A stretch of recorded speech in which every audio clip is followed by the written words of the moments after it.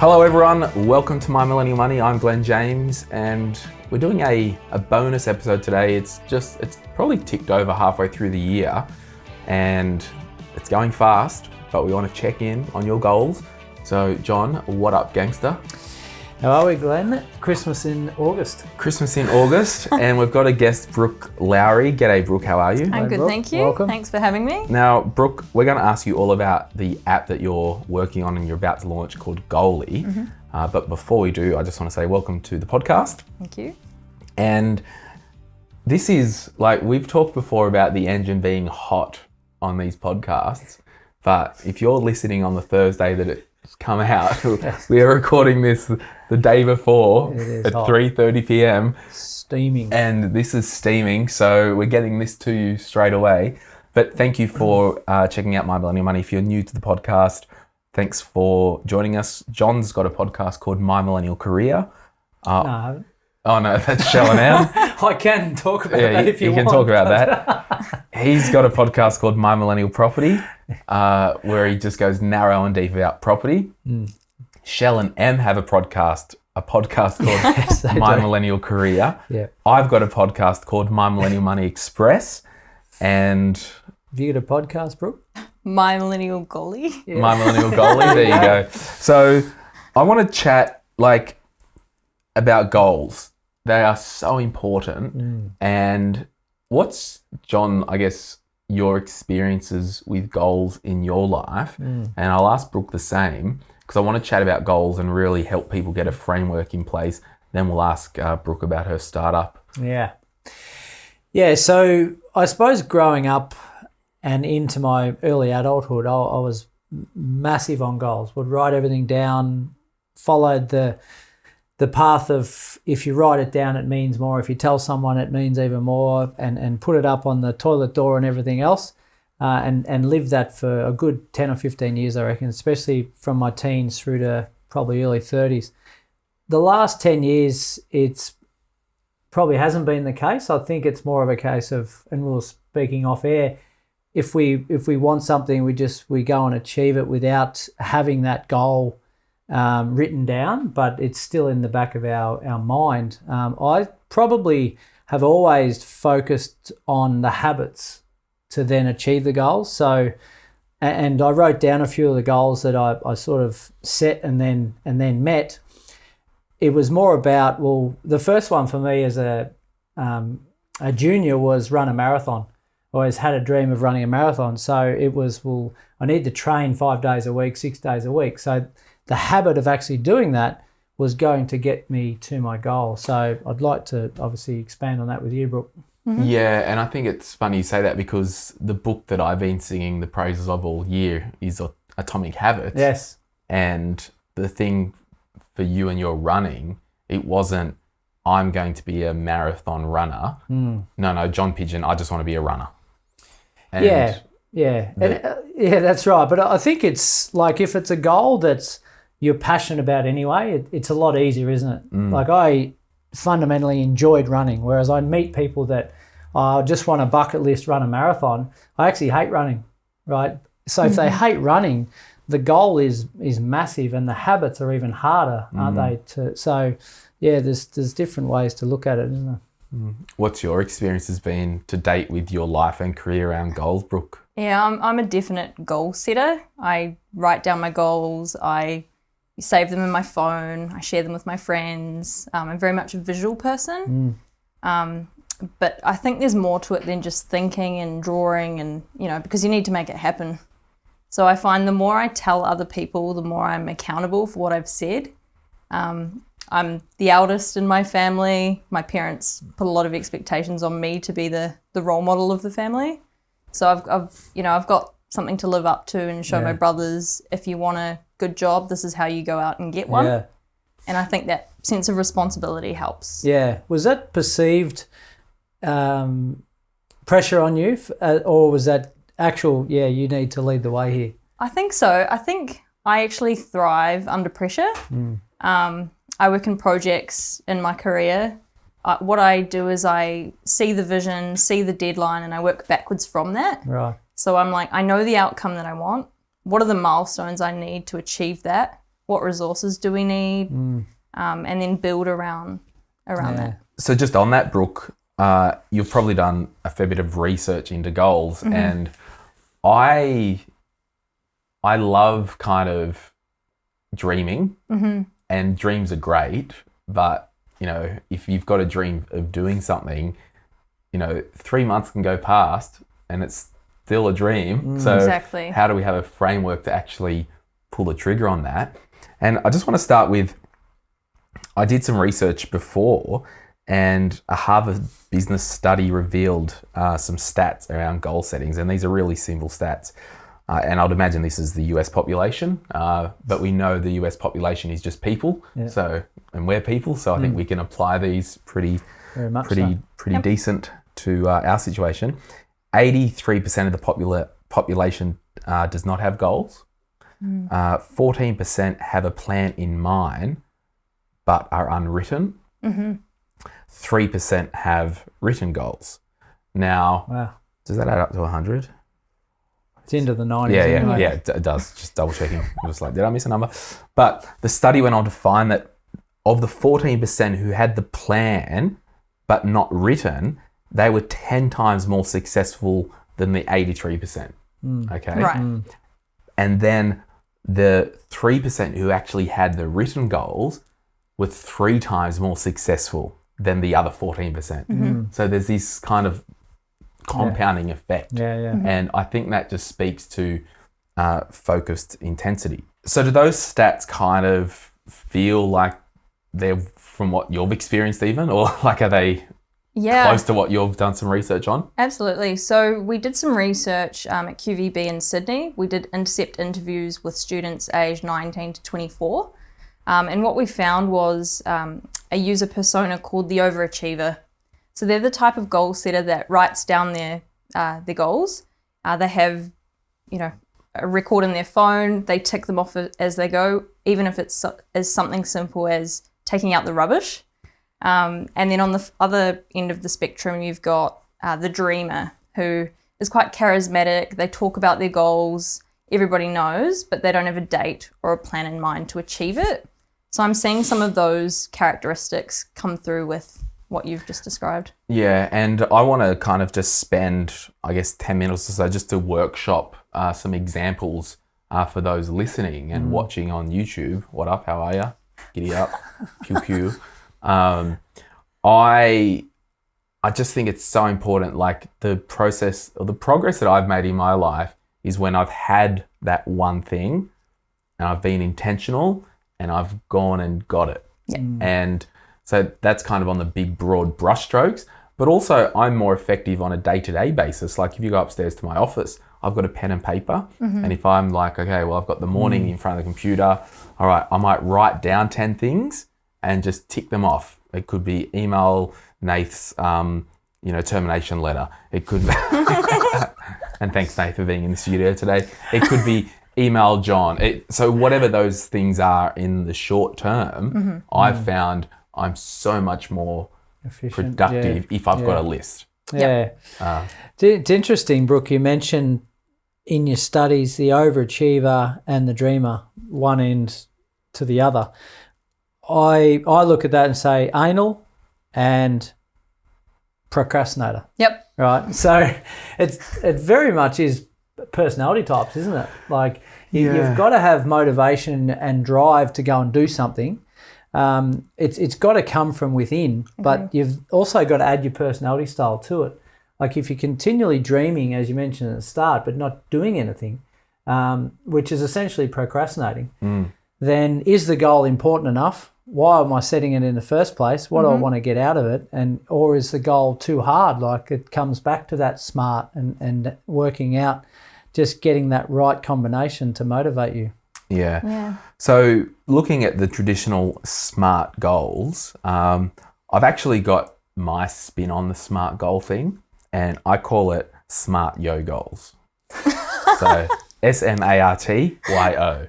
So the SMART goals, and these are just basic frameworks.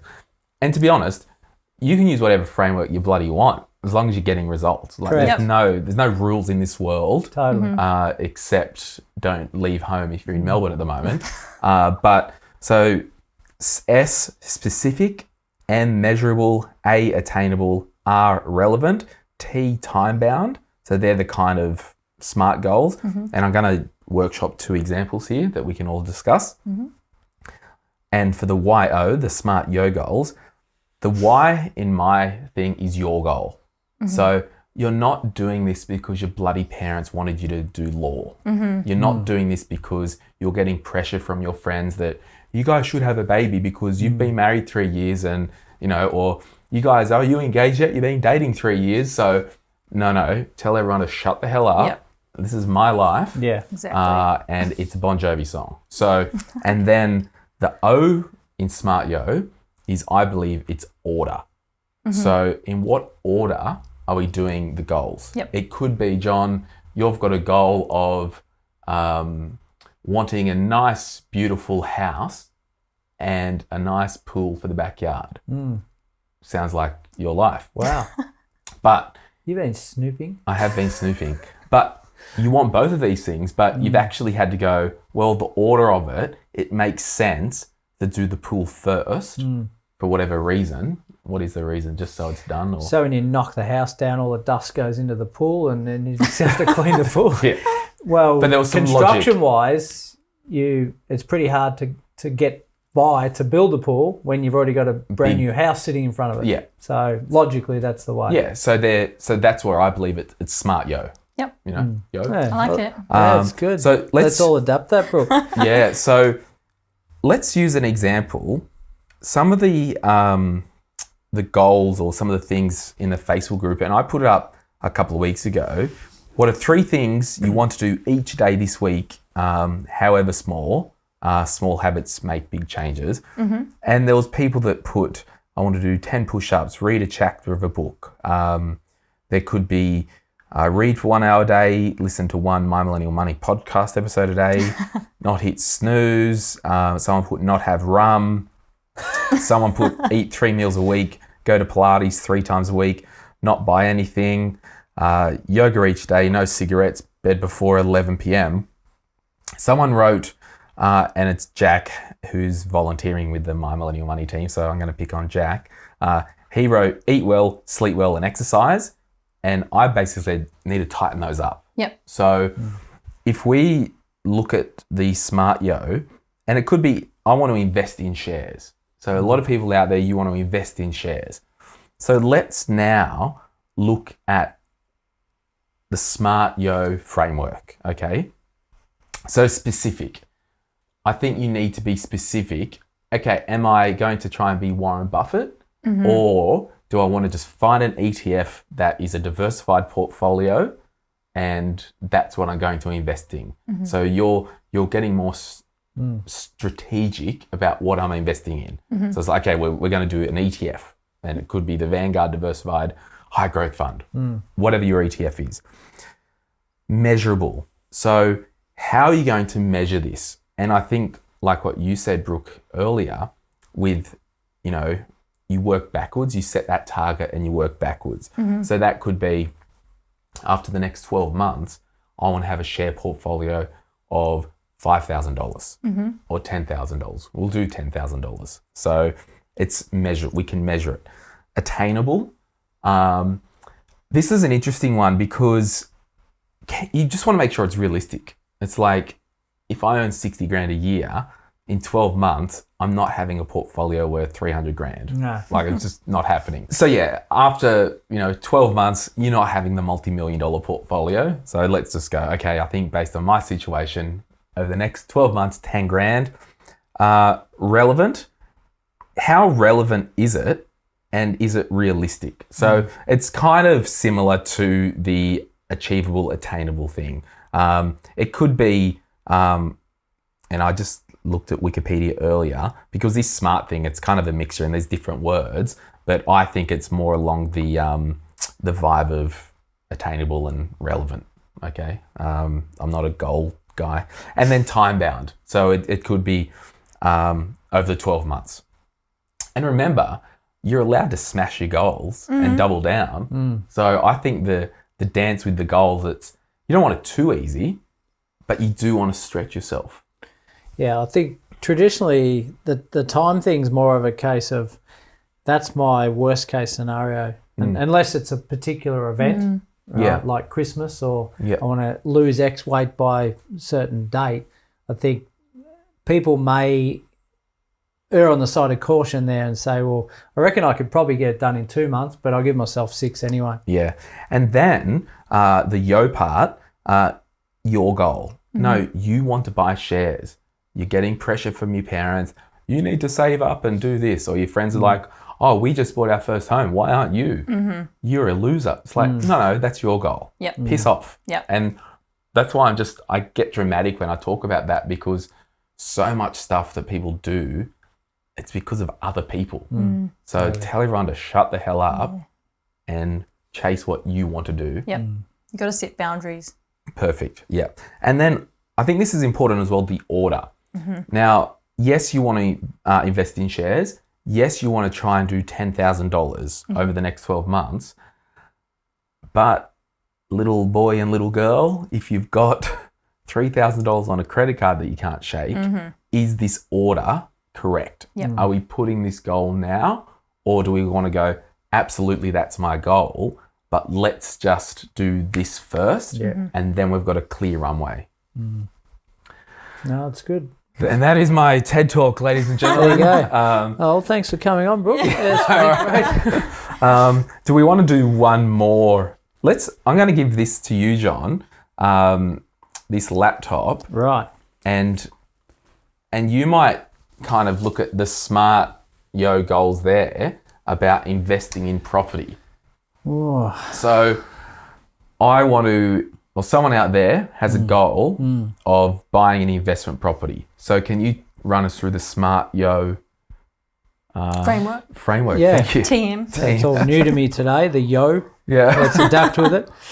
Yeah, so specific would be, in my terms, the strategy. So what is it going to be? Yes, it's going to be a property, but what's the location? What's the yield going to be? The price point? All those sort of things. Which was akin to I'm doing ETFs. I'm not just buying Commonwealth Bank Woolworth shares. Yeah, that's right. Just saying, well, I've got a property. Yeah. Measurable. So the measurable thing is really what's my long-term outcome for wealth creation, I would have thought. So, okay, how can I measure that I've got this property that's going to reach my long-term outcome, but having a time factor on that as well along the way.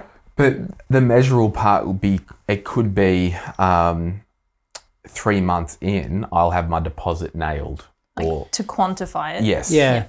Yeah, so more micro measurements, you mean? Yeah, what would you say on the property thing? Putting a number on it, putting a time or a figure. Just, yeah. Okay, so looking at the purchase price and then working back and saying, well, I need X amount of deposit, away I go. Yeah.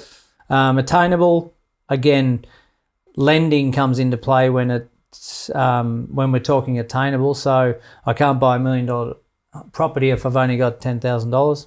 Relevant.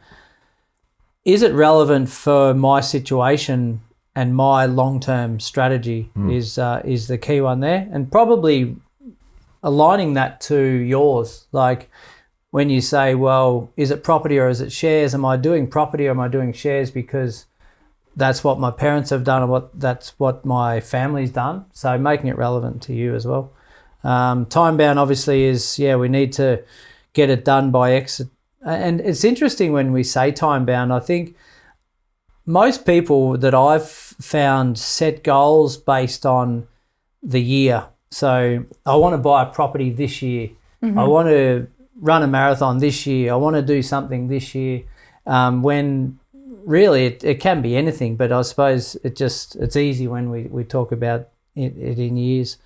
Making it yours, again, the property versus shares debate maybe, or probably the big one I get is, do you want to buy your own home to live in because that's the great Aussie dream versus investing or rent vesting because that's maybe going to give me more flexibility in life and maybe create some greater wealth. And then the order that we're doing it, probably similar to the shares one. I need to make sure my back end or my foundations are in order first before I can start saving the deposit. Not getting a pre-approval too early, not going and putting out offers when we haven't got deposit or finance. And it could be, you know, with this goal, it's like, yes, I want an Airbnb on the beach in a holiday town, but that might not be the best order as your first investment property. Because high volatile. Considering the market as well. Yeah. Pivoting. Yeah. So, going right back to specific with that one, because we'd all love blue chip property. A, can we afford it? B, is it going to be best for our cash flow, long-term outcomes? Yeah. And then what we might do as well, I might give it to you as well. And then if you've got we'll do one more little case study, Brooke, as an example. What about, I don't know, a career change? Yeah. Because you're going through this at the moment, and you might be able to weave your own story into this. Sure. So I'd say a specific goal in my experience was getting my certificate in Agile to be a product owner. So one task that I had was to study more senior roles, the job descriptions, and make sure I learn those skills to put myself forward for those roles. So the specific action was study the job description of roles more senior to me so that I can do the courses I need to interview for those roles. Yeah. The measurable part was getting the Agile certificate. Is that like software or coding, Agile? Yes. Yeah. So it's a process or a way of working. Right. So Agile is very similar to goal setting, really. It's how can you be most efficient and effective in achieving your goal with the resources you have. So when you work in the project space, it's about you've got an end outcome you need to reach. What are the resources you need? Your goals need to be time bound every week, and you need to work as a team to achieve that. So I found my experience working in finance and technology really helpful for my startup. The measurable part, I think, would be looking at the job description and actually, I think I'm going off topic. Yeah. No, you can keep going. Okay. Yeah. I think the measurable part would be looking at the job description and actually taking actions based off what's on there. So if it says you need 3 years experience, doing the time to get that if that's what's required. In terms of making it attainable, speaking to people who are in those roles, asking them what advice they would have for someone younger than them or with less experience. I think being able to see someone who's like the person you want to become makes it more real for you. In terms of it being relevant, doing a bit of market research, just checking that the certificates and the studies you're doing match what's required of you That's in the a big role. one, isn't it? In terms of making it time bound, am I planning to be promoted to that senior role in the next year? Again, is that attainable? Kind of measuring that. But I'm of the belief, same as you, John, which is make it challenge yourself. Don't say, I don't have 5 to 10 years experience. I'm going to wait 10 years. Say I'm going to make it 2 years. And if I don't get there, at least I'll be closer than I would have if I didn't do that. Stars and the moon type sort of Yep. scenario. Which one's further? Stars. Stars are further than the moon, pretty sure. In terms of making it yours, I'm quite an independent person. I'm the eldest in my family, so I've always had this mindset of if I can see the vision and I can see the outcome, I'll go for that no matter what other people say. And I advocate other people to do that where I see, one of my best friends, her parents wanted her to do dentistry and she's 34 and she hates it.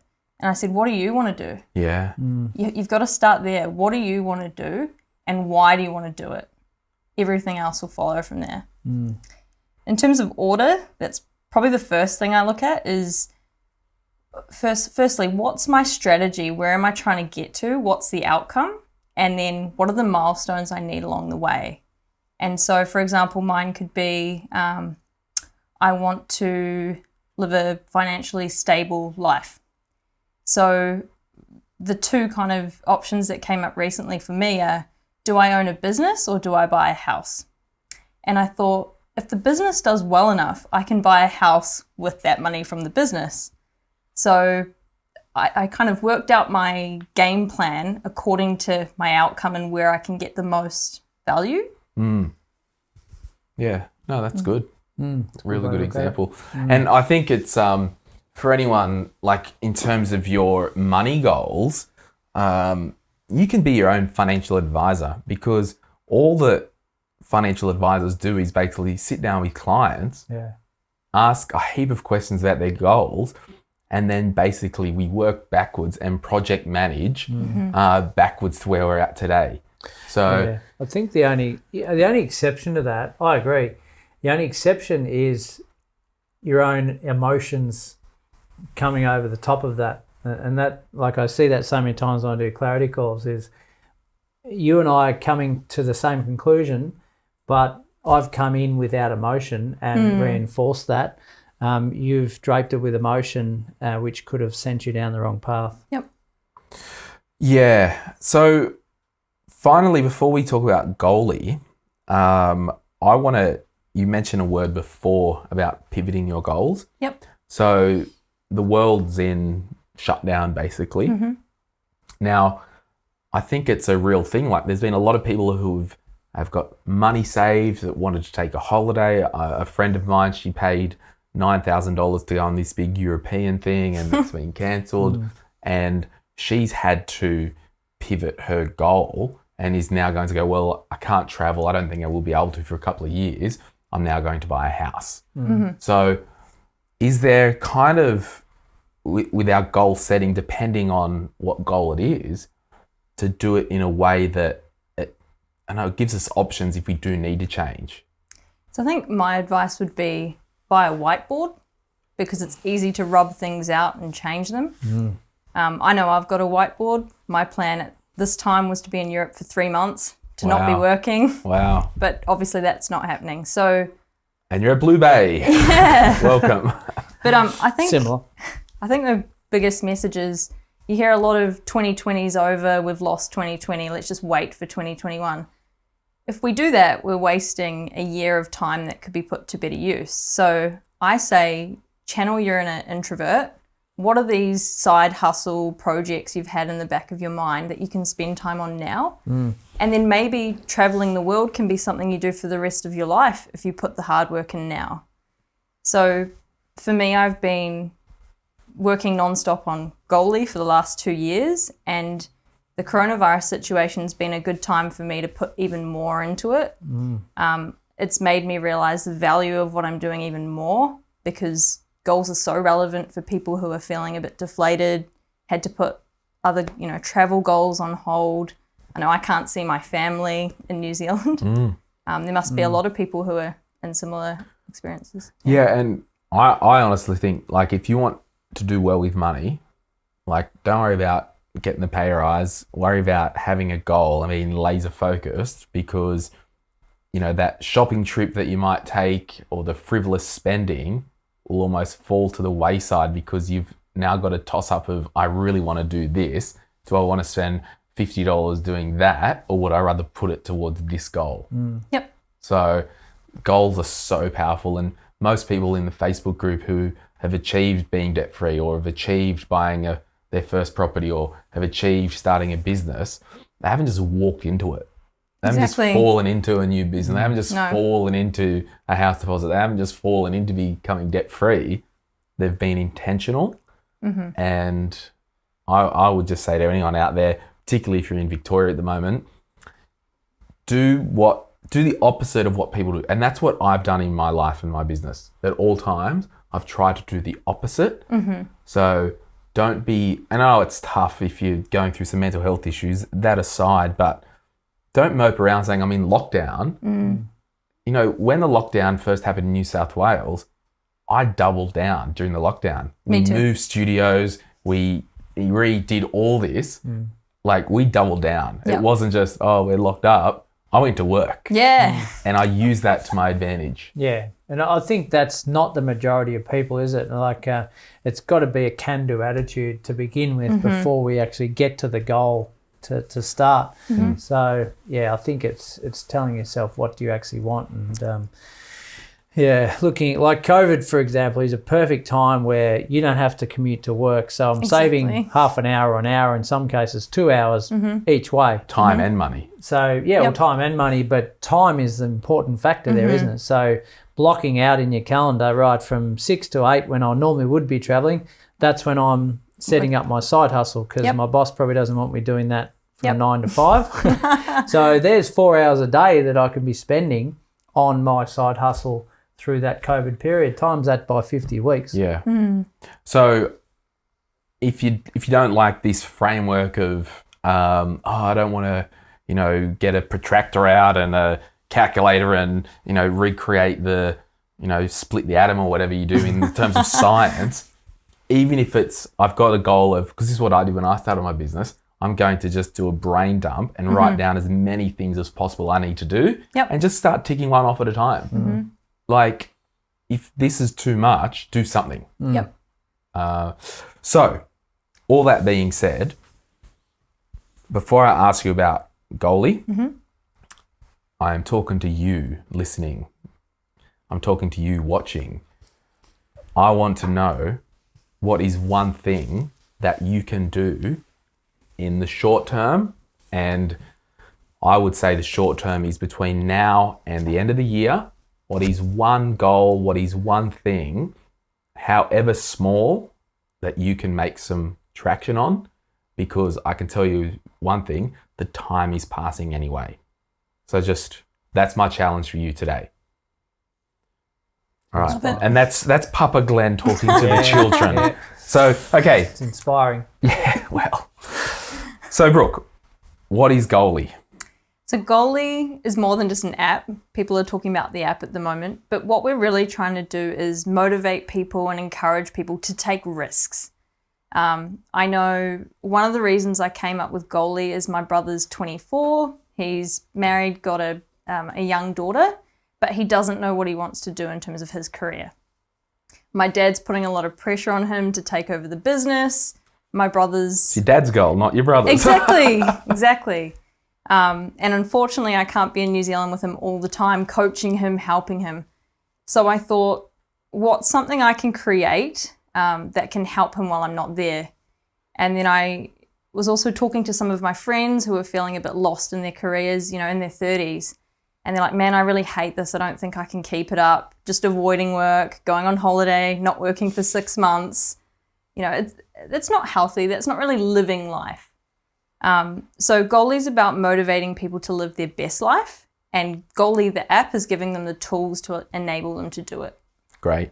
Cool. It's funny, when you said, it's not just an app, I was thinking, please don't tell me it's like, we've got this credit card or something like that, because I'm like, did we do our research on this? Let anyone through the door. Yeah. So, maybe in the future. Yeah. Not on this podcast. So, okay, cool. And, if you would say, who is it for? Yep. So you've said your brother, he's 24, who's kind of got no idea about what he wants to do. And hello, what's his name? Daniel. Hey, Daniel, if you're listening. Shout out to Daniel. Thanks for listening in New Zealand. We've got a lot of listeners in New Zealand. Yeah. So if they're of those 5 profiles that you kind of researched, did you say, well, we only want to really make this for the daydreamers, or can we use it if we are a bit of a go-getter and want a tool to help us?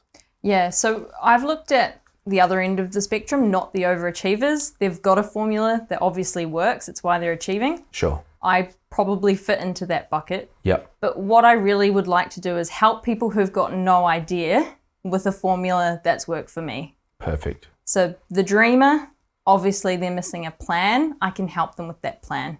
Yep. And that's what we've tried to build into the app. And how does it actually work? So, I've watched a lot of TED Talks on psychology, philosophy, spirituality, a lot of different areas. Is your name Gandhi? Yeah. Thought so. That wasn't rude, was it? No. Oh, it's good. fine. Like John's laughing like it was an insult. No, I'm just a happy guy. I don't know. I think I'm quite an intellectual person. I Right. like using models and theories and bringing them together to make them work for me in my personal life. Yeah. So I've read a lot of Sorry Yeah, to go stop for you. What did you study prior to your work? Master of Business and Marketing. Okay. So one of the things we learnt that I think's really resonated with me is what creates a sustainable, happy life. So I was doing my master's and we were learning about the quality of life and what makes people really happy.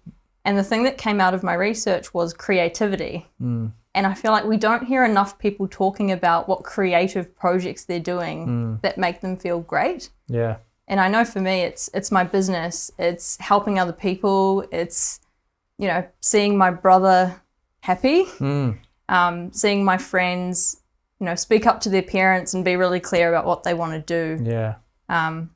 So I think these are some of my strengths, and I'm hoping that I can help other people with what we're doing. Yeah, it's awesome. Well, my kids go to it's a sports school, but it's not directly. Well, it's much more than just sport, but from year 10 onwards, they're in. All the kids in the school are in what's called a big picture program, which is basically that. You tell us what you're passionate about, and let's go and study and do a project around your passion, and let's find one. So that's fantastic. I think one of the biggest issues I've seen is kids in high school don't get to trial a lot of different things. We're all kind of funneled into careers or subjects to take quite early. Totally. We're not allowed to try, we're not allowed to take risks, or we just get quite comfortable with what we're doing. Yeah. Yeah, you basically sit down with a careers teacher at the end of year 10 or year 11 and say, what do you want to be? And I was like, wouldn't have a clue. Yep. How funny is like the careers teacher at high school? Like, I think the guy who was the careers counsellor or whatever, careers advisor at Berkeley Vale, I think he was just a normal geography teacher or something. But Filling time. yeah, but he only did half the periods because half of his time was doing the career stuff. It would be the biggest bludge. Yeah. It'd be like the kids coming in. Oh, what do you want to do? Oh, maybe an accountant, and he probably just gets his book out. Yeah. Oh yeah, you'll have to do this course. CPA. Like, Yeah. So what would you like to do, Mr. Career Teacher or Yeah. Mrs. Career Teacher? oh, it's just Are you funny. living your best life? And so the app, it's called Goalie the app. Yep. When is it available? So it will be available on the App Store next month. We're talking to influencers at the moment, so you might see some of your favourite people involved. I know you You've quite been like... advised? You're Sorry? an influencer, are you? Oh, if they pay me, I am. So if you're into modelling, travel, career, study hacks, we're approaching influencers in these areas at the moment. Yeah, cool. Yeah, That's right. an interesting space to fast track your marketing, basically, but pay them the dollars required. Yep. Yeah. And we'll put a link in the show notes for people to go to your website. Yep. And maybe if there's an email or something like that. Or I reckon the best thing to do is go to Instagram, Yes. Goalie the app. Yes. Follow Goalie the app, and you'll be able to see, like, you will be all over that with the launch anyway. So anything else you wanted to say on that? Because I've just got a couple of other little questions. Sure. So it's not really about Goalie the app though. It's more about me. Do it, whatever. So I'd just like to talk about risk taking a little bit more. Yeah. Because Goalie really encourages young people to take risks, and where that's coming from is I've taken a lot of risks in my life, and I feel like every one of them has paid off. So the first one was leaving New Zealand to come to Australia and further my career. When I got my first job in Sydney, it was instantly 20K more than what I was on. And I couldn't have achieved that staying where I was. So I took a leap of faith. I didn't even really think about it. I just took a leap. I said, if it doesn't work out, I'll just go back to New Zealand, no worries. So that was kind of step one. Step two was I was 2 years in this job. I wasn't getting a pay rise. I asked for it, wasn't happening. And I thought, I can't wait for other people to give this to me. I've actually got to go out and get it. So I figured out what skills I needed to get that promotion in another role. And I doubled my salary. So that was step two. then I really wanted to invest a lot in my business, and I didn't want to go out and find investors at this early stage because I'm still really passionate about it. I want to take it to the next level before that stage. So I went and found a job that I needed to fund the business for at least another 5 years, and I doubled my salary again. And I'm 28 years old. I don't have 5-10 years experience. I just had faith in myself, and I went out there and I made it happen. Yeah. I love that. Yeah, it's awesome. And I think the first part of it was you looked and said, well, what's my worst case scenario? Worst case is I move back to New Zealand and life's still good. Yep. So I think that's a big part in it, isn't it? I'm taking a risk. What's the worst that can happen? Exactly. Yeah, I've said it before, but I asked John Howard, one of the longest serving Prime Ministers of Australia, I said, if you had one tip for, I think I was like 29 or 30 at the time when I asked him, one tip for someone under 30, what would you say? And he said to me, take risks. Agree. Because you just can recover. That's right. And so my kind of, while you're talking there, you take risks, you're active, you happen to life doesn't happen to you. Exactly. And you're investing in your passion. And kind of like what we're doing the podcast, like it's self-funded, like we're not part of, I think it's like Podcast One or any of the other podcast networks, which, yes, they might be able to help you grow, but I'd resolve that I would rather invest my own money into it. And if it does take off, at least I'll get 100% of the profit. Yeah. So what, on the back end of your app developing, what's been your biggest obstacles or hurdles along the way? So I think when I was first starting my business, there were two of them. I thought, I know nothing about law and I know nothing about finance. So I'm going to dive in. I'm going to research law firms that can help me write contracts, etc., and I'm going to learn. Yeah. And I kind of started with the hardest things first, and in a year's time, a year later, I found it really easy, and I thought, why did I put that off for so long? Yeah. It was easier than I thought. Yeah. And what's your revenue model for the business? So at the moment, the app will be free. Yep. We need to do some testing. It could be a subscription model. It could be advertising through our platform.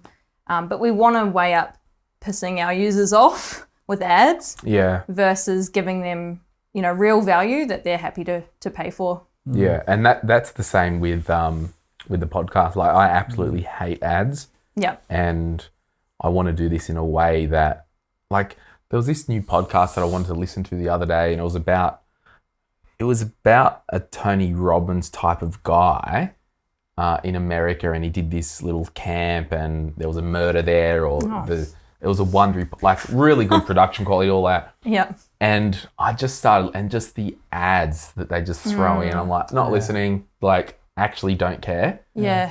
So with I guess all our podcasts, like, yes, we've got a show sponsor and a show partners from time to time, but I don't want it to be just this smash and grab. Like, how many websites do you go to lately, and just the amount of ads? Retargeting you, yeah. Like, but just the volume of, I just hate it. Like, cookies. Yeah. You don't want people to associate that with your brand. Totally. Yeah. And it can become quite confusing, can't it? To see whether it is or not. And we do have an update coming on the future of My Millennial Money for those listening. I'll tell you about that. Yeah. That'd be good. I think I'm just waiting on something before I do that. I think young people don't mind being targeted with content they actually want. Totally. But if it's irrelevant, sorry, tune me out. I've got so much cool stuff on Instagram that's been targeted at me. Yeah. Like, target me, baby. Yeah. Like my Law and Order Dick Wolf t-shirt, Instagram. Qantas' final flight on the Boeing Qantas' final flight, all that stuff. Yeah. Okay, so and what's the business model? Is it a company? Is it a trust? It's a company. Yep. So I spoke to my dad for advice. He's had a business for the last 50 years. I use my company to contract out to the banks full time as well. Okay, cool. Because it's a similar industry. I'm Yep. in product and service development. Yep. And Goalie is just the first product that we're doing. So obviously I want to focus and give my all to it, but I'm looking to develop other products and services in the future as well. Yeah, I had toyed with the idea of doing a little online course about goal setting. Okay. So I don't know if anyone's interested in that or if that's something that Goalie can do. I don't know, like, because I just think online learning is so good. And Well, at their own pace. yeah, You're not determined anymore. Live TV is a thing of the past, isn't it? I want to watch it when I yeah. Well, I kind of, in the future, we're thinking of, influencer takeovers or influencer coaching, because I think the whole idea of role models and experts has changed recently. People are more willing to listen to people who are like them or a little bit older than them than, say, an expert who's 20 years older. So we're looking at coaching services. If you've got a similar goal to someone in your area, why don't you sync up? Why don't you work together? Power of one is greater when you've got more people.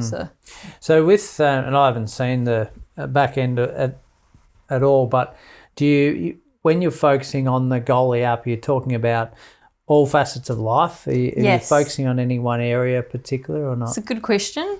We started looking at finance, and then I realised finance is the means to achieving your goals. So we wanted to start with why. So why is a really important question in the app.